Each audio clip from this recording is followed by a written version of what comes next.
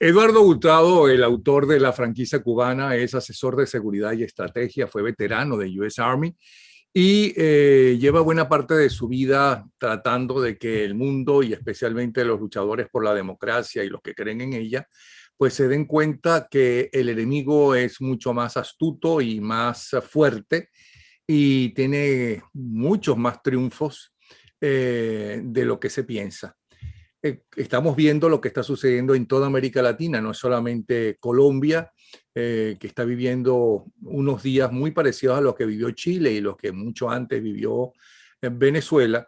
Y por eso lo llamo para que nos explique qué es eso, qué está pasando y por qué después de tantos años de insistir una y otra vez y demostrar que en buena parte tienes la razón, pues o no son capaces de enfrentarse a ellos o no te escuchan. Bienvenido, Eduardo Hurtado. Te escuchamos. Gracias, Napoleón. Un saludo para ti y para toda tu audiencia.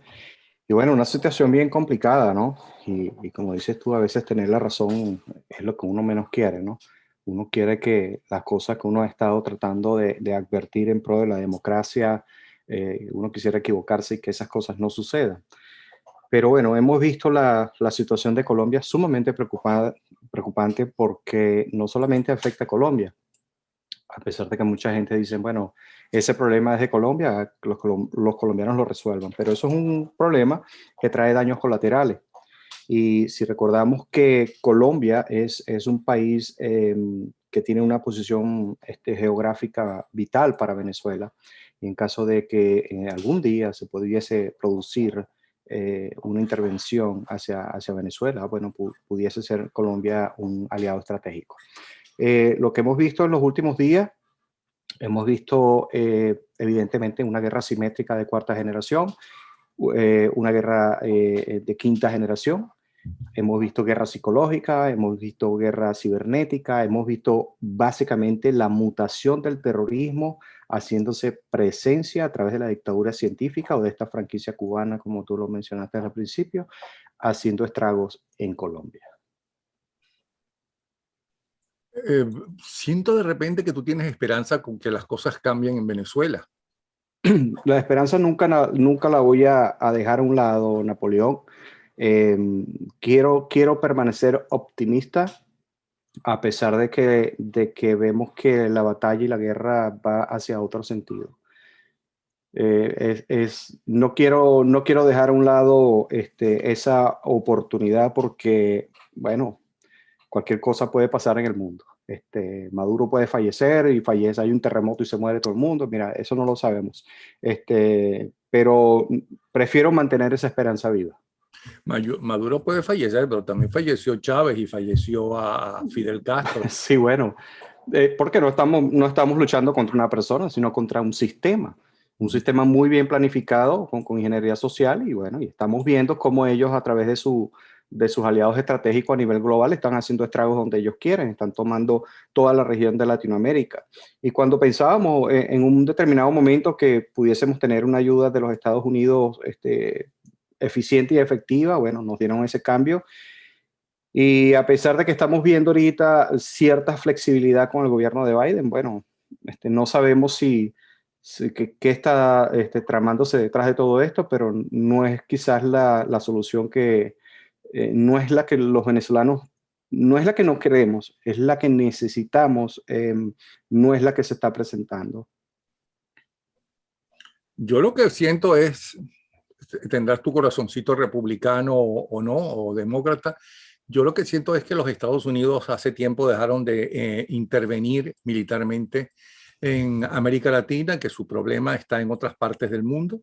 Lo que siento es que eso que tú llamas la franquicia cubana ha sido realmente un extraordinario éxito, que después que perdieron todas las diferentes guerras que intentaron hacer en Venezuela, desde la misma llegada de la democracia, perdieron todas y cada una de esas guerras, desde intervenciones, financiamiento de guerrillas y demás, ¿no? consiguieron por fin unos apátridas que le entregaron el país en un solo tiro y además le están financiando, le están regalando, ¿cómo se llama? La supervivencia desde el punto de vista económico. Eso es lo que yo estoy viendo. Estoy viendo que Bolsonaro está haciendo revivir a Lula. Estoy viendo que la Kirchner regresó. Estoy viendo lo que sucede en Bolivia, lo que a lo mejor, afortunadamente, la diferencia entre la Keiko Fujimori y este radical de izquierda es cada vez menor. Ahora son 3 puntos, según los últimos datos de hace unas horas. Estoy viendo lo que está pasando en el resto de Latinoamérica y la verdad que están ganando. Sí, muchas veces nosotros nos preguntamos por qué Estados Unidos permitió el descontrol en la región, cuando tenía un continente norteamericano totalmente aliado, amigo, y de repente ha ido perdiendo terreno, y llegó un momento en que, como lo describía yo en el libro, que si Estados Unidos no intervenía, ya no iba a ser en contra de Venezuela, sino contra toda Latinoamérica, y es lo que estamos viendo. Y mientras más avanza, más complicado se le hace el asunto. Pero por otro lado, también describí en el libro que, hacía la pregunta, ¿por qué Estados Unidos no interviene? Vamos a ponerlo en una sala situacional y decimos, bueno, si interviene es por estas razones, pero ¿y si qué pasa si no interviene y por qué no interviene? Pudiésemos alegar que hay complicidad, pudiésemos alegar que también compraron esa franquicia cubana y que van hacia una dictadura científica, porque yo siempre describo, Napoleón, la gente cuando habla del músculo financiero que aporta el narcotráfico, siempre le echamos la culpa a Colombia, a Venezuela, a toda Latinoamérica, que es la productora de ese flagelo. Pero ¿quién la compra? ¿Dónde está el capo, el Chapo Smith, el Chapo Johnson? No hay. Al menos yo no lo he escuchado. Entonces, esas 4 trillones de dólares, esas 2.000 toneladas, no sé cuántas toneladas van ya, que ingresan a los Estados Unidos por diferentes regiones, ¿quién las compra? ¿Quién las negocia? ¿Quién las maneja? ¿Quién le paga a Diosdado Cabello y a todos los carteles que están en Latinoamérica? Alguien en los Estados Unidos tiene que estar haciendo un gran negocio. En Europa. Y en Europa, bueno, imagínate tú lo que pasó ahorita en España con el señor Infierno, porque de iglesia no tiene nada. Perdieron una plaza directa o una línea directa, una narcovía directa de Venezuela a Madrid. Y por consiguiente se reúnen, y ya no se reúnen en Cuba, ahora se reúnen en Venezuela. Y todos estos líderes estratégicos de la franquicia cubana que han adquirido esta franquicia, ahora van a Venezuela a reunirse y a recibir instrucciones, porque ya los cubanos no quieren despachar desde Cuba, ya están totalmente mudados, infiltrados en Venezuela. Y ahora lo estamos viendo también en Colombia, totalmente infiltrados. Pero, Hurtado, no nos engañemos. En la política hay cada excremento, ¿no? En la alta política, en ambos bandos, de ambos lados, que uno dice en quién creer. Y no solamente hablo de la política fuera de Venezuela, sino dentro de Venezuela. ¿Por qué tú insistes en que hay unos malos y hay unos buenos? Bueno, mira, en criminología hay una teoría que se llama la teoría de Lucifer, ¿no? Donde se explica en esa teoría de que cualquier persona buena puede convertirse en una persona mala. Cuando tú le das poder, le das dinero y esa persona se ve en la capacidad de hacer cualquier cosa sin tener repercusiones hacia sus actos, se puede convertir en una persona mala.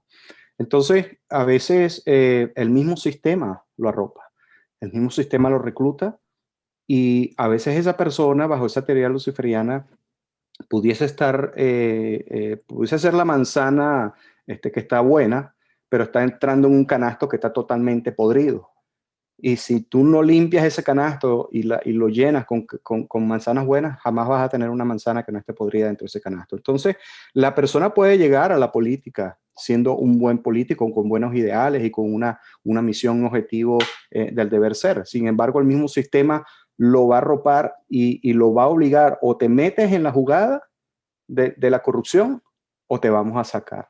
Entonces, bajo esa convicción es sumamente difícil entrar en un gobierno, entrar en una transición en un gobierno como está de podrido Venezuela y tratar de llegar de la noche a la mañana y tratar de hacer los correctivos necesarios para tener un país como uno lo quisiera tener.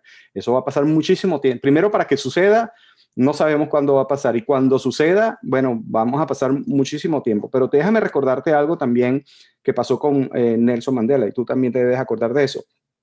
Pero ¿qué pasó con Mandela? Mandela estaba preso 27 años y de repente lo llegaron y le hicieron una oferta y le dijeron, mira, vale, ¿sabes qué? Vente a gobernar, te vamos a hacer presidente, te vamos a sacar de la cárcel.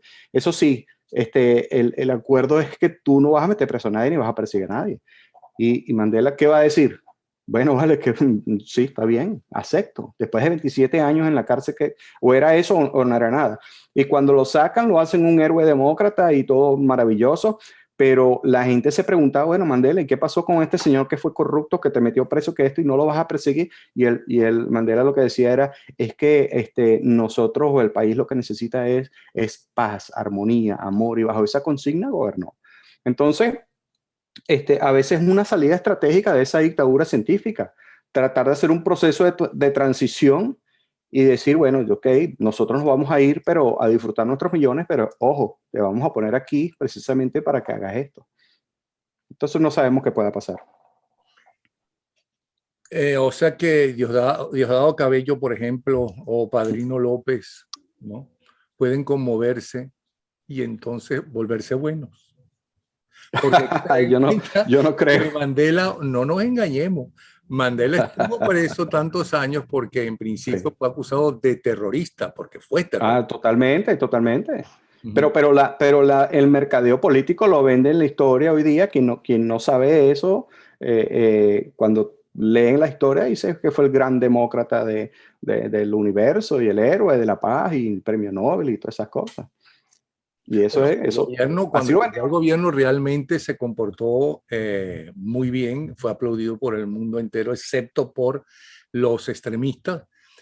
O sea que desde ese punto de vista no fue el Mandela muy joven, ¿ok? Pero, ok, lo estoy poniendo aquí como, vuelvo a repetir, aunque hay gente que no le guste, como mi papel de abogado del diablo. Entonces veo que tú tienes esperanzas y que crees que hay cambio.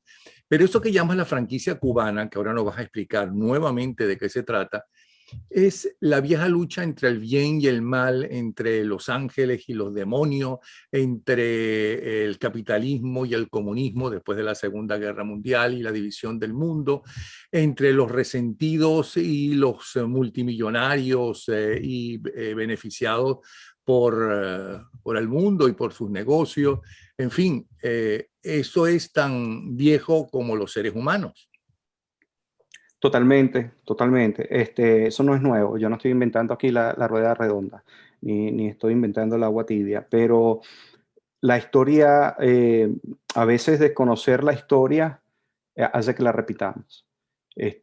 Cuando pasan 50, 100, 200 años, ya no, las nuevas generaciones no las conocen.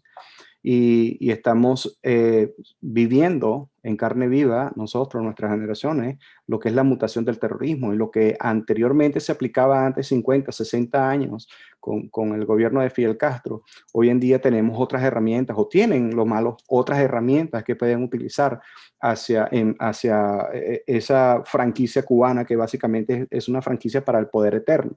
Entonces, cuando estamos hablando de guerra psicológica, hemos visto los grandes avances de la guerra psicológica, los medios de comunicación, el Internet, la seguridad cibernética, la guerra de quinta generación, que es una guerra que va destinada al deterioro de la parte psicológica del individuo.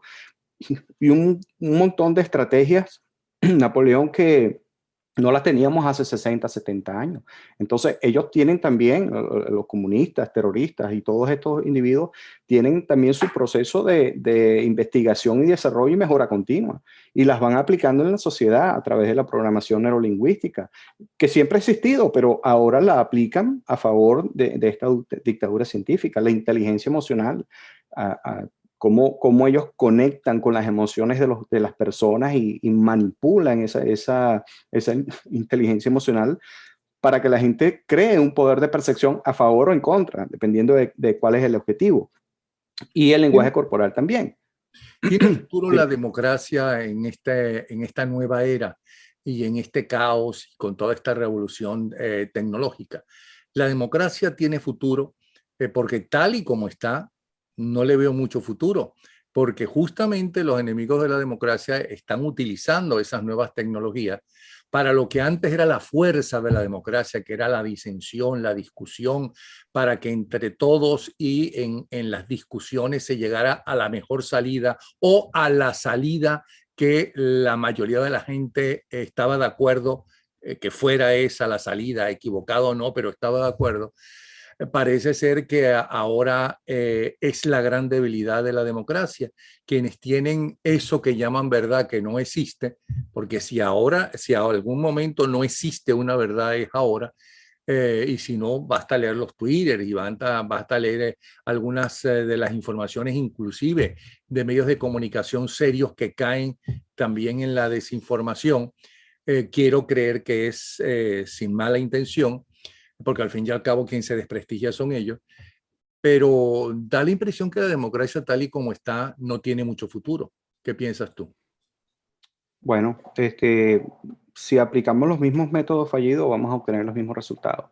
Y yo creo que los que amamos la democracia, los democráticos, eh, algunos han seguido utilizando las mismas estrategias para combatir esa mutación del terrorismo que se ha fusionado con socialismo, comunismo, guerrilla, insurgencia y con todos esos tipos de guerra y han mutado y han Perdona, sacado. perdona, pero se te olvida también el otro extremo, el extremo de la derecha, el resurgimiento, por ejemplo, de los nazis, por citar unos. Ajá. Sí, bueno, todo extremo es malo, pero lo que te quiero decir es que mientras la Legión del Mal se ha actualizado, se ha modernizado, ha encontrado maneras de financiar ese progreso, la democracia se ha quedado estancada, se ha quedado atrás utilizando los mismos métodos con que combatía hace 60, 70, 100 años.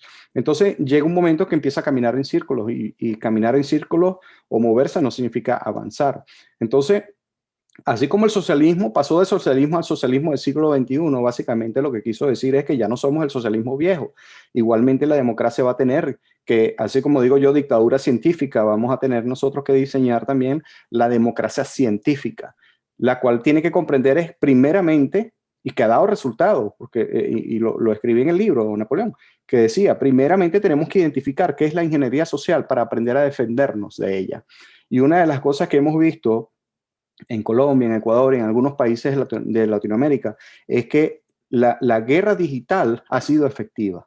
Por consiguiente, el enemigo sabe que tiene que controlarla a través de tumbar las redes de internet y todas esas cosas y crear soldados digitales para ellos también utilizar eso como herramienta. Pero cuando la gente agarra un video, lo transmite, escribe y todas esas cosas, la gente se va informando y la gente se va educando. Entonces sí es efectiva la misma estrategia que ellos usan. Pero en el caso de Colombia, fíjate la diferencia de esa guerra digital. Los insurgentes, quienes usan sus bloques de contención o fuerzas de choque, ellos tienen definidos sus objetivos. Ellos tienen un grupito que es el que va a luchar contra la policía y su objetivo es hacerse meter preso. Ellos van a provocar hasta hacerse meter preso. Pero al mismo tiempo tienes otro grupo que está filmando y su misión es filmar en el momento en que el policía le da un palo al insurgente. ¿Okay? Pero no va a filmar la parte en que el insurgente le tiró una bomba al policía. Lo filman, lo editan, lo hacen viral, lo transmiten a China, Rusia, Venezuela y bueno, lo convierten en el escándalo de los derechos humanos. Pero el gobierno colombiano también puede utilizar esas herramientas digitales y no las usa.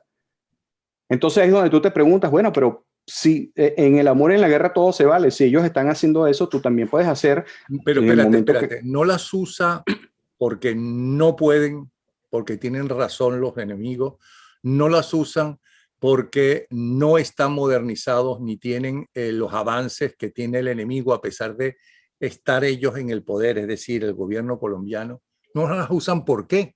Porque Yo creo que hay una burocracia ahí, un protocolo corporativo que a lo mejor a veces no se ponen de acuerdo en qué es lo que van a hacer.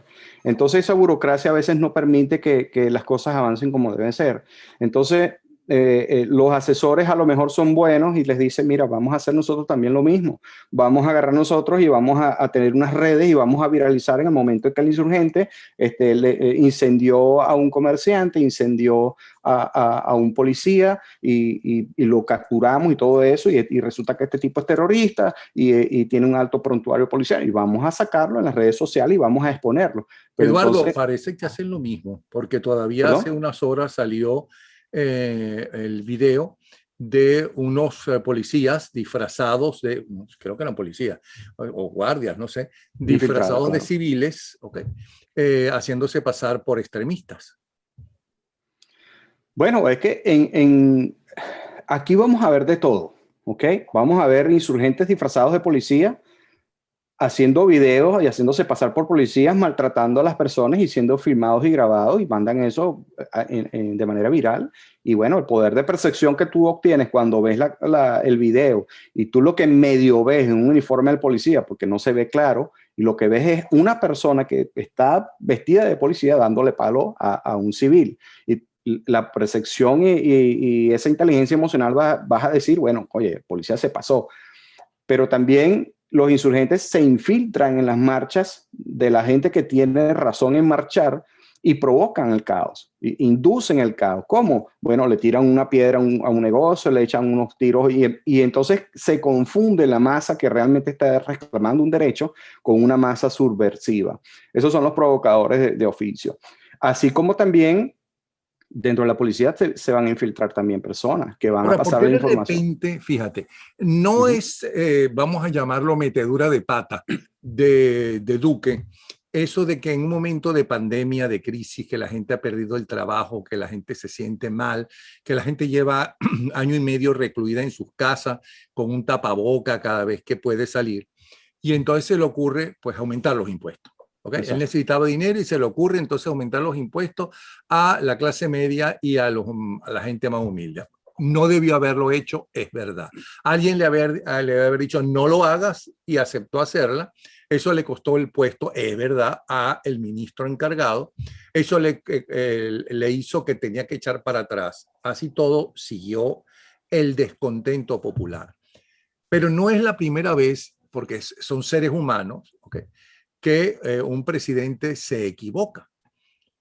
Ujú. ¿Qué es lo diferente que ha pasado ahora en Colombia, en un país además que tiene esa tradición de violencia tan grande y por tanto tiempo?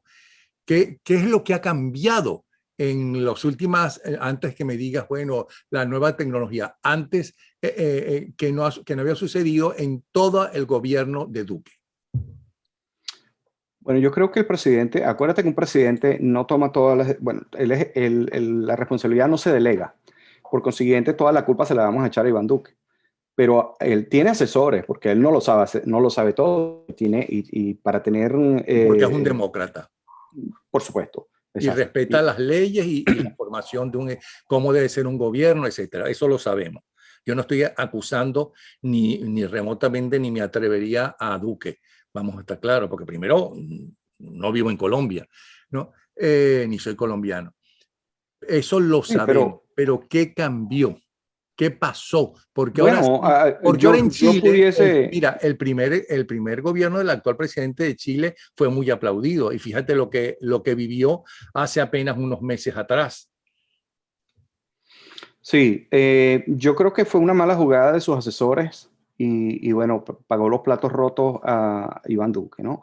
Pero fíjate, no sabemos si esos asesores también están infiltrados, porque la capacidad y el presupuesto que tiene la dictadura científica lo puede todo. O me vas a decir, Napoleón, que Colombia, todo el sistema político de Colombia es honesto, cuando sabemos que después de Pablo Escobar Gaviria más nunca salió un capo en Colombia. Cuando Cuando me digas en qué país todo el estamento político es honesto, podré creerte. Bueno, pero Me hay parece veces muy humano. que Claro que hay gente honesta, deshonesta, más inteligente que otra. A lo mejor era muy bueno cuando Duque lo escogió, este es perfecto para eso, pero en la práctica y cuando tiene que hacer un trabajo para masas, para un país completo, ya es diferente a cuando tiene que asesorar una compañía por muy grande que sea. bueno, pero Uribe tuvo un ministro de la defensa que fue infiltrado. y tuvimos un presidente que apoyaba la guerrilla. Entonces imagínate tú que vamos a pensar que Iván Duque no va a tener a personas infiltradas, obviamente que sí. Pero fíjate, esto también pudiésemos pensar que esto puede ser un proceso de ensayo y error en vista hacia las elecciones de mayo del 2022. Y no sabemos si, porque la dictadura científica funciona con un programa de avanzada, en lo que llamamos en seguridad estratégica avanzada. No sabemos si ellos soltaron esto y vamos a medir la capacidad operativa de la policía, la reacción del gobierno, vamos a ver contra qué nos vamos a enfrentar nosotros con la ciudadanía, vamos a hacer todas esas mediciones, porque en la dictadura científica, la ingeniería social, se basa en datos estadísticos, Napoleón. Y ellos ellos definen sus necesidades, las miden, las analizan, las implementan y las controlan. Y después de eso hacen lo que llamamos en Estados Unidos, en la Fuerza Armada, un after action review, una acción después de la acción, qué estuvo bien, qué estuvo mal y cómo podemos mejorarla. Entonces, porque tú también te preguntas, bueno, ¿por qué hacer eso ahorita? Ahorita no van a lograr que Iván Duque renuncie a la presidencia, a solo casi un año ya de las elecciones, pero pudiese ser una medida para ver en qué capacidad operativa, táctica y estratégica está el gobierno. Y sueltan ese trancazo. Bueno, mira, tú vas a crear esta ley y vamos a formar un lío y todo eso, y bueno, vamos a ver qué sucede. Y en base a eso nos vamos a preparar entonces para el trancazo que va a venir más adelante, bien sea en enero, en febrero o próximo a las elecciones. Y si son tan buenos planificando, evidentemente mejores que los demócratas y la gente de derecha y de extrema derecha ahora, ¿por qué los gobiernos, no todos es verdad, suelen ser tan desastrosos? Bueno, porque es que yo creo que eso es como decía la frase, ¿no? Si vas a hacer algo malo, hazlo bien. La intención de ellos es gobernar no haciendo el bien hacia el país, sino más bien controlando las masas. Y las masas vulnerables las vas a controlar a través de la pobreza, crear la dependencia. Para nosotros que pensamos diferente, diríamos, bueno, un gobernante que tenga mucho dinero y eso, y hace un buen país próspero y todo eso, ese es el deber ser. Pero también nos preguntamos, ¿y por qué no lo hace?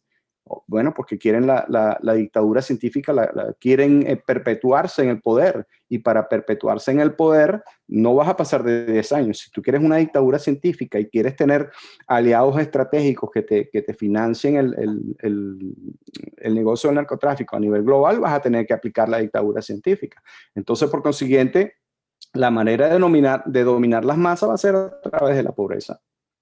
Pero los chinos no solamente unificaron a China con una dictadura horrible, terrible, y no sé, para mucha gente absolutamente necesaria para que unificara, por ejemplo, el idioma, unificar a una población que estaba multiplicada en cuanto a diferentes tradiciones, que nunca había estado unida, que era gigantesca. Fíjate, y algo descubrieron que sin dejar de ser una horrible dictadura, pues están convirtiendo en la primera potencia mundial, si no la es ya. Es más, se dan el lujo de decirle al presidente de los Estados Unidos, es que con una democracia ya no se puede sostener una primera potencia mundial. Sí, bueno, es cuestión de cultura también, ¿no? La cultura china es una cultura bien diferente, es igual que la árabe. ¿Cuál fue el error más catastrófico que presentó Estados Unidos en la intervención de Irak?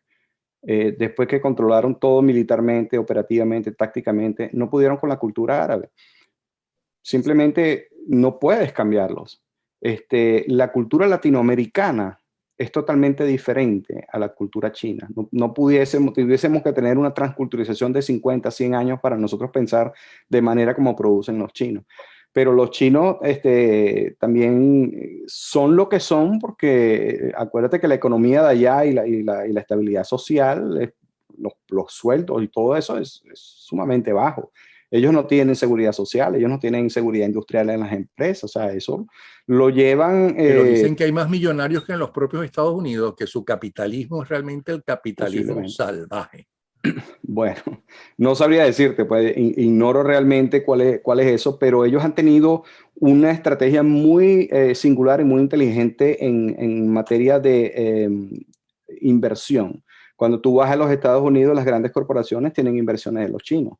Cuando tú vas a Panamá en la industria del petróleo, están invirtiendo en los chinos. Y tú ves a los chinos por todos lados.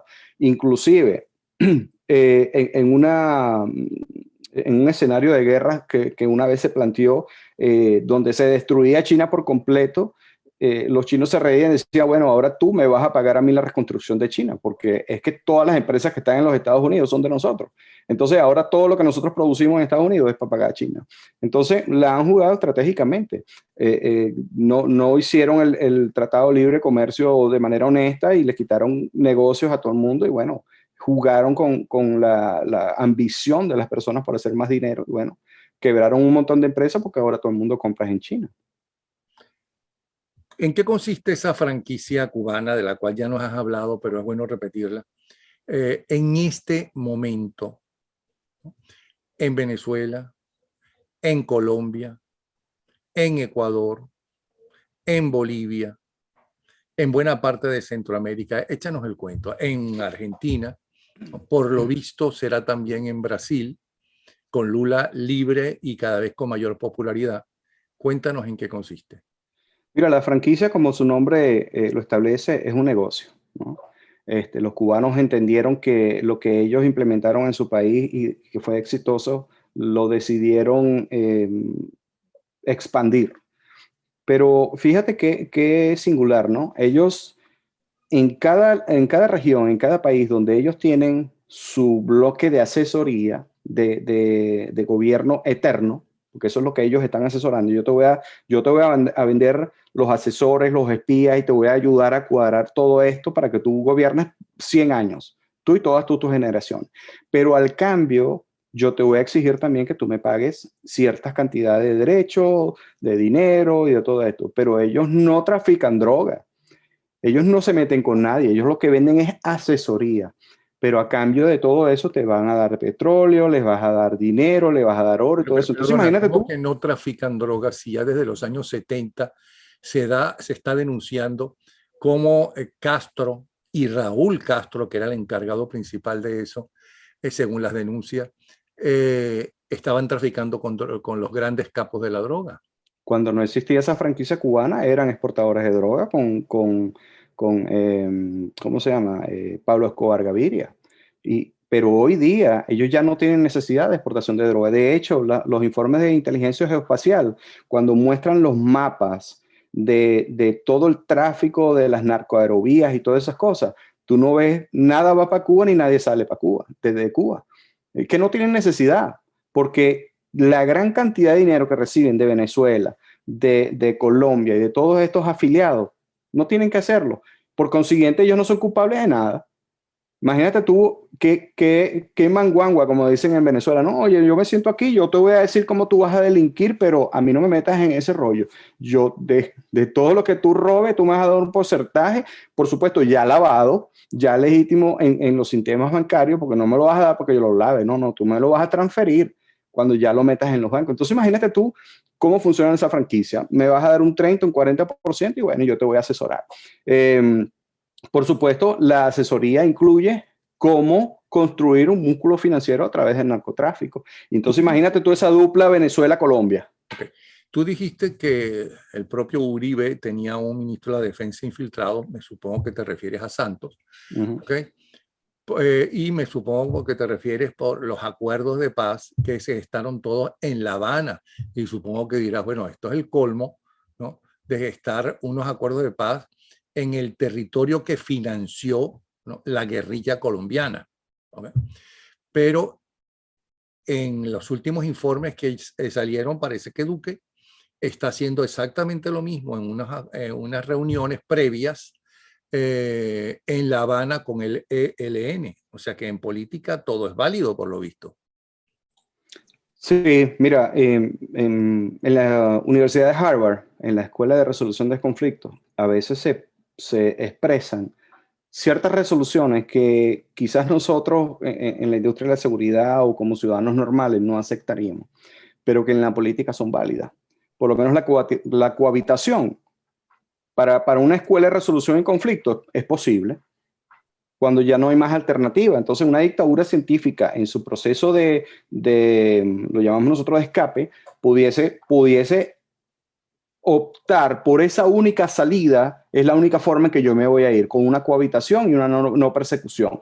Ah, bueno, y la preparan para que ese sea el único camino en caso de que ellos vayan a ser derrocados. Y les funciona. Entonces, es sumamente complicado, Napoleón. Esto no está fácil, ni esto va a salir con unas votaciones, ni con una solución, pudiese salir con una solución militar, no tengo duda, pero no creo que vaya a suceder. Hacia eso iba, fíjate. Creo que tú eres uno, por lo que me has dicho, que creíste en la palabra de Trump de que todo estaba sobre la mesa, ¿no? Eso incluía una intervención militar, cosa que yo no sé mucho de eso, pero estoy seguro que era mentira. Si no era una bravuconada o una forma de asustar o lo que quiera, que supongo que en la política, como en los negocios, para mucha gente es válida. Los Estados Unidos no van a intervenir militarmente porque no lo han hecho en América Latina desde hace muchas décadas, ¿okay? Porque el mundo ha cambiado posiblemente, porque ahora ellos tienen mayores problemas que Venezuela y que América Latina, inclusive problemas internos, y lo estamos viendo, toda esta división que hay como nunca. ¿Cuál es la salida para Venezuela? Mira, eso de que todas las opciones estaban sobre la mesa y el hermetismo que le dieron en no llamar las cosas como son, lo hacía más sospechoso aún. Porque cuando tú tienes todas las opciones sobre la mesa sobre la mesa, y yo entiendo que en la política a veces tienes que ser discreto y no puedes tratar de vender, tienes que ser muy cuidadoso porque de repente si en alguna oportunidad le dices a algún periodista, bueno, está contemplado una intervención militar, olvídate, eso le van a sacar provecho como no tienes idea. Entonces, quizás se cuidaron de eso. Por la parte estratégica militar... ¿Cuidaron de qué? No entiendo. De crear un caos en la noticia, porque si a ti como periodista y tú andas buscando que la persona diga, el político diga, sí, yo lo vi ahí dice opción militar, le vamos a caer a plomo con cohetes y con aviones, y yo digo algo, olvídate que eso va a ser noticia y va a crear un caos. Entonces, si esa opción estaba, yo no sé si estaba o no estaba, pero ni siquiera quién la inventó, si fuera... Ya va. Tú trabajaste en el US Army, fuiste integrante, y sabes perfectamente bien que no solamente Estados Unidos, los países tienen estudios en caso de que estén amenazados realmente, ¿no? ¿Cómo van a intervenir? Entonces, seguro que hay, no solamente sobre Venezuela, sobre Colombia, sobre países claves para ello, ¿no? Una posible, en teoría, intervención, como Venezuela tenía también esos ejercicios que inclusive una vez salieron en la prensa, con una posible guerra con Colombia, donde en ese momento, creo que son los años 70, creo que en los 80, militarmente ganaba Colombia. O sea que eso de que haya unos estudios para intervenir, sí, pero de que sea realidad esa intervención, evidentemente que no fue. Lo que pasa es que cada quien hace su trabajo, ¿ok? Las Fuerzas Armadas de los Estados Unidos, obviamente que tienen un plan para llegar a Venezuela, intervenir y hacer todo lo que tienen que hacer. Eso no me cabe duda, ni te tiene que caber duda porque es así. Ahora, pero es que esa decisión no la toma el ministro de la Defensa ni el comandante general del Ejército de los Estados Unidos. Es una decisión política. Y sí, yo no tengo duda que esa opción se la hayan presentado y le digan en aquel entonces al presidente Trump, mire, si usted quiere hacer esto, aquí está, ya nosotros estamos listos. Los Estados Unidos tienen una capacidad de lo que llaman deployment, de poner una división completa en cualquier parte del mundo en 48 horas, 72 horas. Entonces, no, de que van a entrar por Colombia, mira, por Brasil lo pueden entrar por donde les dé la gana, por arriba, por abajo, por donde les dé la gana. Los Estados Unidos pueden entrar en cualquier parte del mundo y hacer lo que necesiten hacer. Ahora, esa decisión es política. Los informes de inteligencia, de contrainteligencia y todo eso se los entregan a los políticos y ellos son los que jalan el gatillo. Perfecto, estamos de acuerdo. ¿Cuál es la salida para Venezuela real? ¿Tiene salida real? Bueno, mira, a lo mejor la salida que se está proponiendo no es la que menos nos conviene o la que o la que queremos, ¿verdad? Porque como buenos ciudadanos queremos que todo sea bello, que todo sea, que saquemos a los malos y que vayan a la justicia bueno, Sí, pero que a mí no me toquen, ni me rocen ni me hieran. Ajá. exacto, ¿no? Y que venga una persona honesta y entonces Estados Unidos le da, ese es el escenario, Y que sea amigo mío la fantasioso. persona honesta, y si es dictador no importa, si no me hace a mí nada y yo pienso como el dictador. Ajá, todo Bueno, eso. pero acuérdate que cuando salió el fenómeno Guaidó como líder emergente, ¿cuál era la reacción de todos los grandes empresarios que estaban fuera de Venezuela? Todos empezaron a cuadrarse. Mira, ya yo tengo un amigo que ya me dice que el primo de Guaidó, que es amigo de la tía, que no sé qué más, y todo el mundo estaba buscando el negocio, porque esa bendita cultura que tenemos es quítate tú para ponerme yo.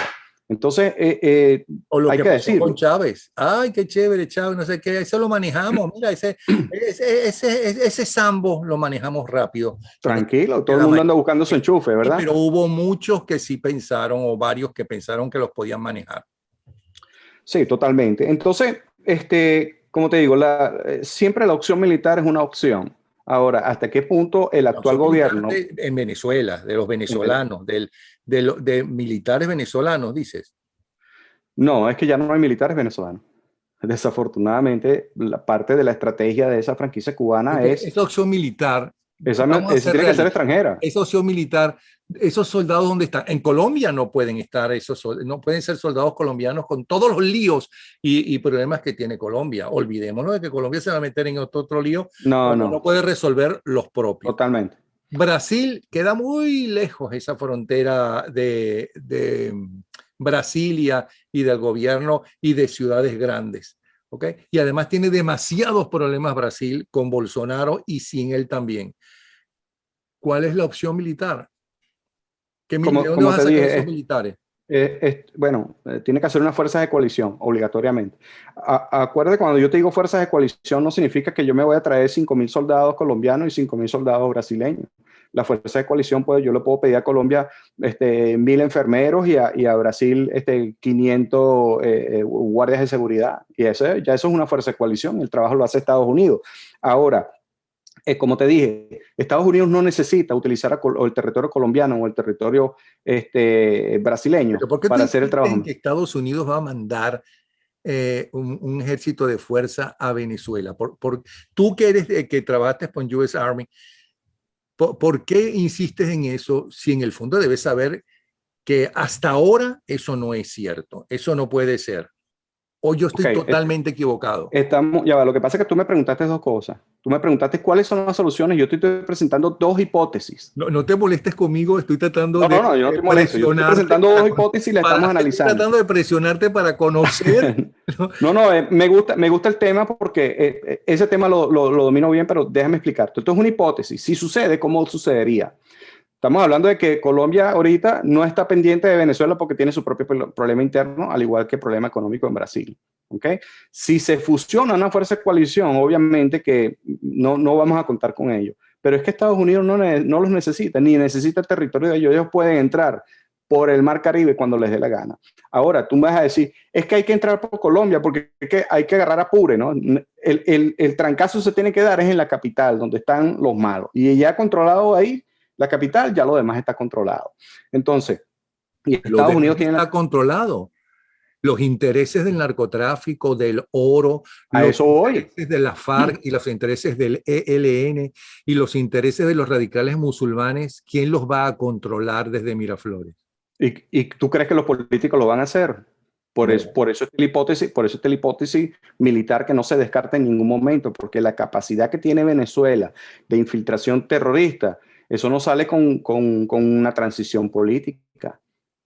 Ahí está, como dice un amigo de nosotros en común, el juego está trancado. Entonces, ya vendimos la hipótesis de una intervención militar que sabemos que a lo mejor no va a suceder. Por consiguiente, está la otra hipótesis de Harvard que te dice, bueno, hay que ser flexible y vamos a tener entonces que mezclar los buenos con los malos y hacer algo menos peor de lo que tenemos. Eso pudiese pasar. Mira, Entonces, podría pasar porque ahí están de paso los bolichicos con muchos de los de la oposición. Tienen asesores inclusive que han estado en escándalos de narcotráfico en Colombia y son asesores de Guaidó, ¿no? O sea que sí, claro que puede ser. Mucha suciedad en todas partes, sí. Bueno, nos aplican lo que le aplicaron a Mandela y le dijeron, bueno, vamos a hacer un cambio aquí, nosotros nos vamos a ir y bueno, y es eso o nada.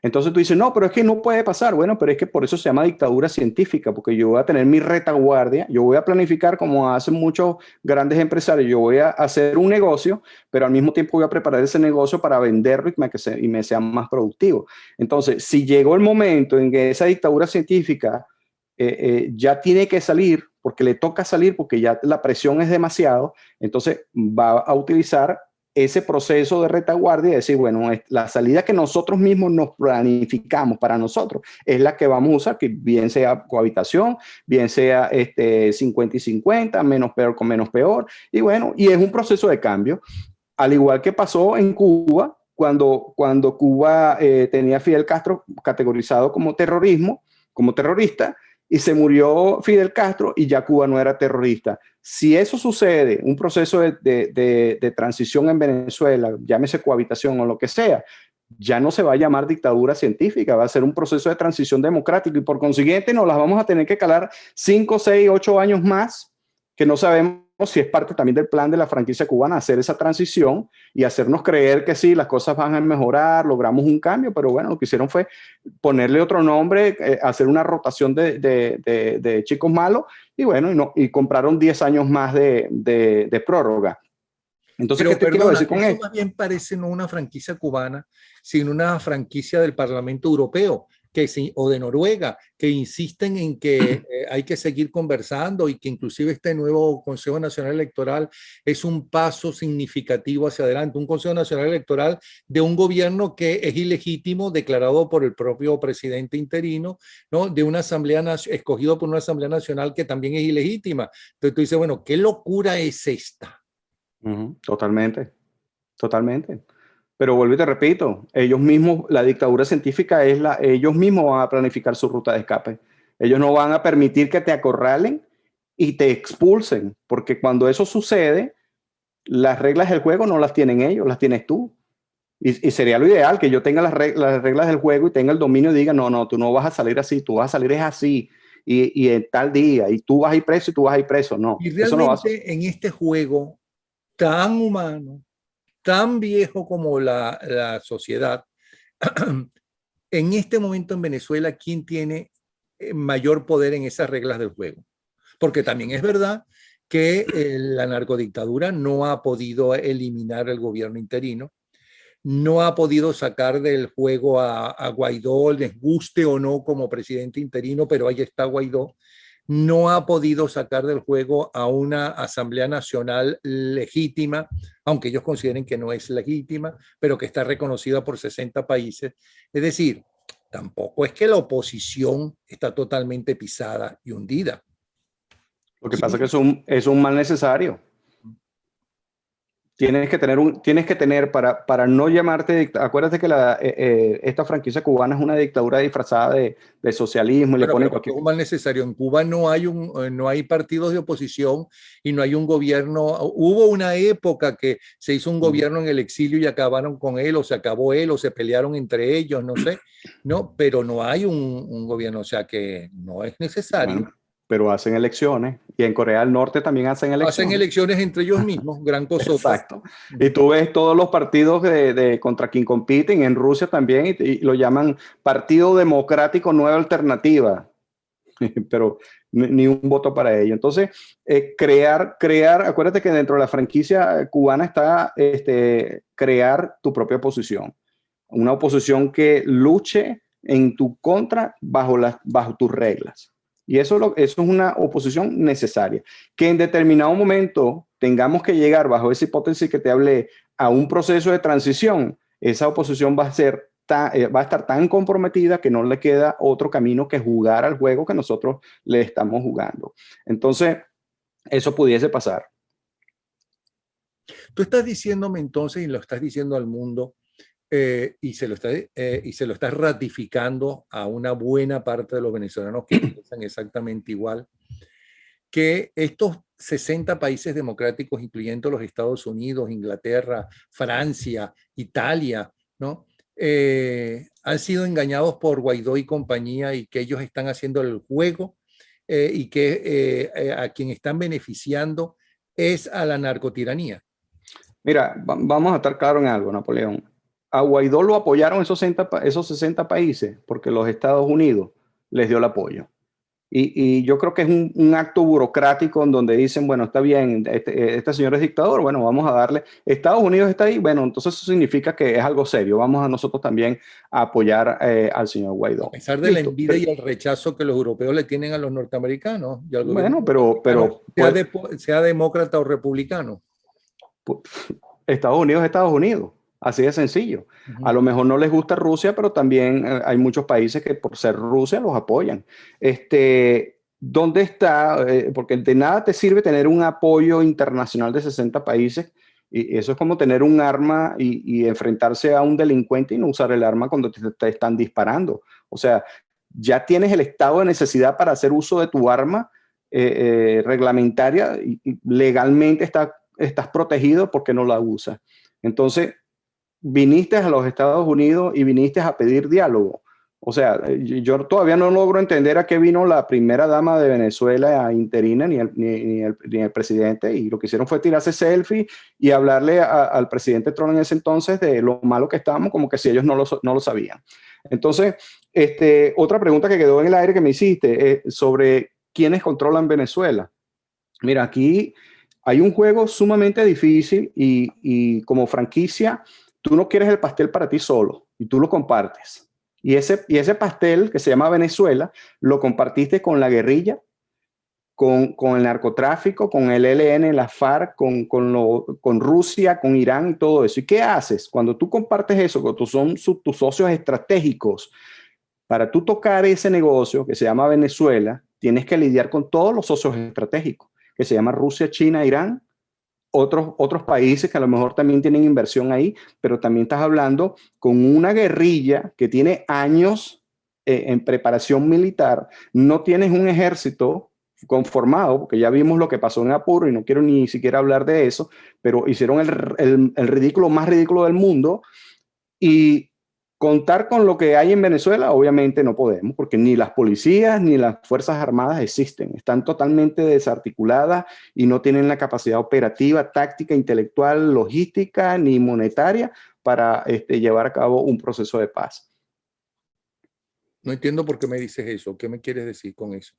Bueno, porque me preguntaste que quién realmente era el que tenía el poder en Venezuela. O sea, si ellos eran los que los tenían el poder. Y yo te estoy aclarando que la situación, ¿por qué manejamos la hipótesis? Bueno, es un poder compartido. Es un poder compartido. Porque en un negocio, cuando tú no tienes el músculo financiero, tú vendes acciones. Y eso fue lo que hicieron en Venezuela, vender acciones. Mire, FARC, yo te voy a vender las acciones allí en el Guri. ¿Cuál es entonces la salida que tú ves? ¿Cuál es la salida que tú crees que debería hacerse? Mira, yo creo por lo que critica, diciendo, bueno, pero es que tú te la pasas hablando con tus invitados por muy talentosos que sean, pero no dicen cómo salir, qué es lo que hay que hacer. Claro.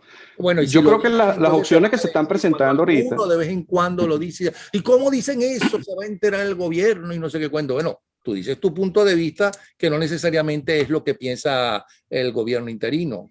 ¿Cuál es para ti la salida? ¿Cómo se resquebraja el poder de esta franquicia cubana en Venezuela? Bueno, no se resquebraja solamente con aprender lo que es la ingeniería social, porque cuando llegamos al punto de lo que yo llamo cierre de ciclo de adoctrinamiento, ya no tienes salida, ya tienes un cáncer totalmente avanzado y lo que te toca es morir, así de sencillo. Sin embargo, la salida que yo estoy viendo no es totalmente, pero... Entonces me está diciendo que no hay salida. No es la salida que nosotros deseamos que suceda, Napoleón, porque a eso es lo que iba. Yo puedo desear y querer y ver y visualizar y ponerlo en oración, cadena de oración y todo eso es la salida que yo deseo, pero no va a suceder así, eso es una realidad. Entonces las dos opciones que tenemos, las dos hipótesis es la intervención militar, que no va a suceder, obviamente, porque la guerra cuesta muchísimo dinero y va a haber mucho daño colateral, y Venezuela se preparó bajo esa guerra simétrica para enfrentar un escenario como este, pero por el otro lado estamos viendo ahorita ciertos cambios que no nos gustan porque es un CNE corrupto, que es una cohabitación de que pero a lo mejor esa va a ser la única salida que ellos mismos nos van a dejar. Entonces, a lo mejor Estados Unidos, como al animal acorralado, le tienes que dejar una salida para que escape, pero esa escapada que va a tener el régimen no va a ser una escapada para perseguirlo, va a ser una escapada para dejarlo ir. Ya va, Estados Unidos es el primero que dijo, y Guaidó es el primero que dijo que no está de acuerdo con ese CNE, que eso es ilegal, ¿okay? Que no van a aceptar entonces a ese CNE. O sea que por lo visto, esa jugada no está aceptada ni por el gobierno interino en la voz de Guaidó, ni por los Estados Unidos, que ya dieron su punto de vista. Ok, entonces Guaidó, tú me estás diciendo que Guaidó todavía está esperando que Maduro renuncie, el cese de usurpación. Está esperando Guaidó porque nunca en mi porque vida... es que yo no lo entiendo, o sea, eso tampoco va a suceder. Entonces, como te dije al principio, los procesos de resolución en conflicto a veces tienen opciones que no nos gustan, que no son yo personalmente no la quiero. Yo quiero que todos vayan ajustados a la ley y que sea como debe ser, como un buen vas a pagar por tus delitos y todo eso, pero yo no creo que eso vaya a suceder.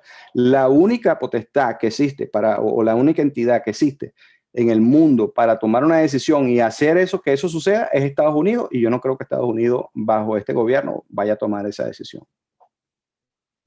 ¿Cuál es la salida? ¿Qué harías tú si eres Guaidó y tienes dominio de tu posición, tiene fuerza en el G4? Mira, Guaidó tuvo la oportunidad y la dejó ir. No, ¿qué harías ahora? Ahorita Guaidó ya no manda, así lo veo yo. Guaidó lo que tiene es que hacer caso a lo que le digan y buscar la mejor resolución y ya con salir de lo que hay ahorita y tener un gobierno menos peor, ya es ganancia para él. Aunque no nos guste, aunque suene a loco, aunque me diga, Eduardo está diciendo unas locuras ahora, en los procesos de resolución de conflicto, donde metes la política, no se mezcla con las acciones militares. Y aunque nosotros querramos tomar acciones militares y resetear ese país y llevarnos a los que son tanto del Estado como de la oposición a la justicia, eso no va a suceder. Pero entonces tenemos que tomar otra decisión, porque si no la tomamos, van a seguir 40 años más y el pueblo sigue sufriendo y sigue emigrando y Estados Unidos recargándose de más venezolanos y otros países también. Entonces hay que hacer algo. Entonces, si la dictadura científica a través de la franquicia cubana, su salida la planificó y la programó para que sea el menos peor en un proceso de cohabitación y de transición, a lo mejor por ahí fue que nos llevaron. Ok, entonces ya has aclarado que los apátridas de Miraflores y de Fuerte Tiuna ya cumplieron, ¿no?, con las diferentes etapas de la franquicia cubana. Es decir, que no tenemos salida aparentemente. Nos salen 40 años o más, ¿no? Posiblemente. ¿Qué hacer? Buena pregunta. ¿Qué hacer? Los que tenían la respuesta para esa pregunta no lo hicieron. Ahora, ¿por qué me preguntas a mí qué hacer? O sea, yo tenía la respuesta también, pero si ellos no hicieron esa respuesta, no tomaron la determinación, es too late. I'm sorry for you. Pero por otro lado dices que tienes esperanza. Tú me estás quitando todas las esperanzas a mí. Bueno, pero es que no hay que perder las esperanzas, porque no sabemos si fíjate lo que pasó en El Salvador, después de 30 años de lucha lo lograron, y bueno, y tienen un presidente que es medio con un pasado comunistoide y todo eso, pero lo está haciendo bien. No sabemos si es un proceso de luna de miel, pero ¿y por qué no pudiese pasar en Venezuela? Yo quiero que suceda en Venezuela, y yo tengo que enfocarme y tengo que decirle a todos los venezolanos, enfóquense en que esto sí podemos salir de esto, porque si no, entonces vamos a ver una ola de suicidio en Venezuela. Bueno, nos fregamos a construir balsas entonces para irnos para Estados Unidos. Ya están construyendo, las balsas ya están construidas. Bueno, ya estamos moviendo en Trinidad. Se están gastando ¿cómo se llama? Las chancletas se están gastando en la frontera. Bueno, ya llegaron al Río Grande. En las últimas horas salió una noticia de un grupo de venezolanos que cruzaron el Río Grande. Claro. Y la gente no entiende que para el régimen que se vaya el 70% de los venezolanos del país es mejor, no les importa, porque ellos con 30% de la población viven tranquilos y se perpetúan y hacen y deshacen como ellos les da la gana. No les importa Entonces, para nada el venezolano. la pregunta o una de las preguntas iniciales es, ¿tiene futuro la democracia en el mundo, no solamente en América Latina, ¿no?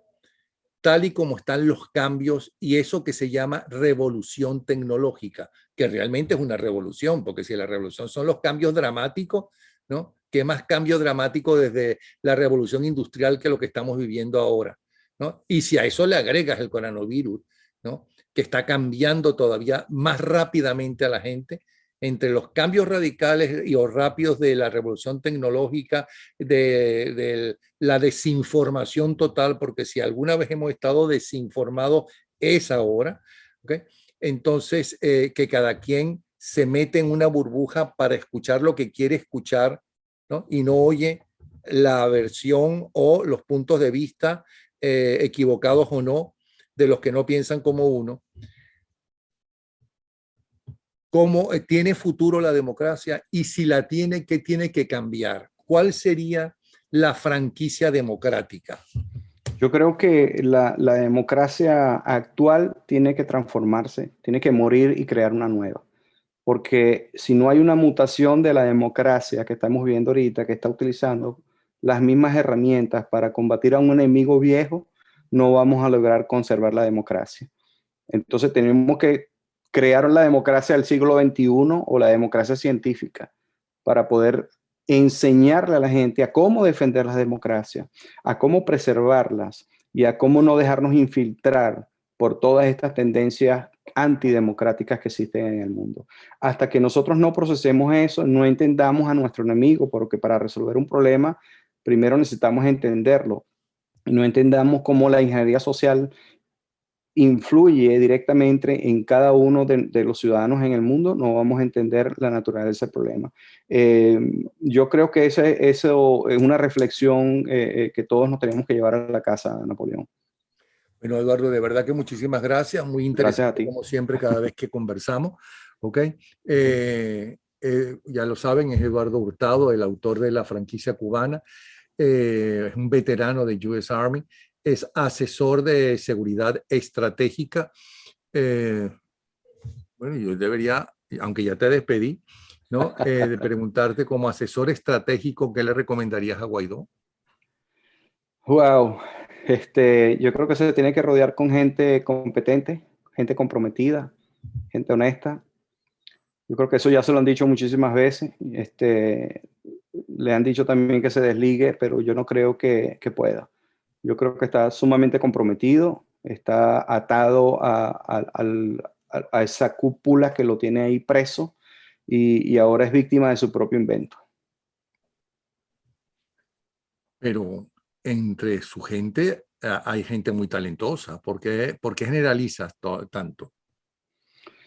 Bueno, el talento hay, pero talento ¿Verdad? nacional. Tiene que buscar gente fresca, gente nueva, gente que no esté comprometida y que realmente quiera Venezuela y no quiera un negocio o un enchufe.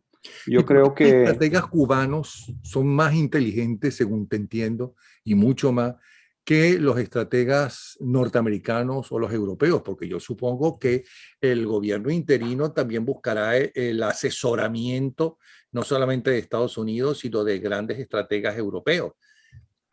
Porque lo que pasa, aparentemente son mucho más brillantes, ¿no? ¿O es que la democracia está tan débil que no puede hacer otra cosa que lo que hacen? Lo que pasa es que la burocracia ahí también debilita el proceso, ¿no? Porque un organismo como la DEA, para poder ejecutar un procedimiento de gran magnitud contra un narcotráfico, necesita aprobaciones, necesita presupuesto y todo eso. Mientras el bandido, el que tiene el músculo financiero de cuatrillones de dólares y eso, no va a tener esa burocracia para tratar de romper esas barreras. Eso es como el dilema del porte de arma. Y el ciudadano de bien que tiene un arma y tiene un porte y hace uso de su arma en un estado de necesidad va preso porque la ley lo lleva a la justicia.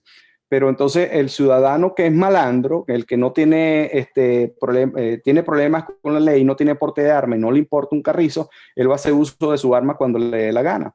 Entonces son los dos mismos escenarios. La gente o los organismos internacionales que pueden hacer algo, desafortunadamente la burocracia los para en el camino. Mientras que el crimen organizado son muy organizados y están por eso se llama dictadura científica, porque todo lo planifican y si algo tienen es tiempo y paciencia para desarrollar sus planes estratégicos. Y además de que es una red global que tienen el mismo fin, que es una alianza estratégica para delinquir. Gracias, Eduardo. Gracias a ti, Napoleón. Nos vemos. Sí, Hasta luego. Hasta luego.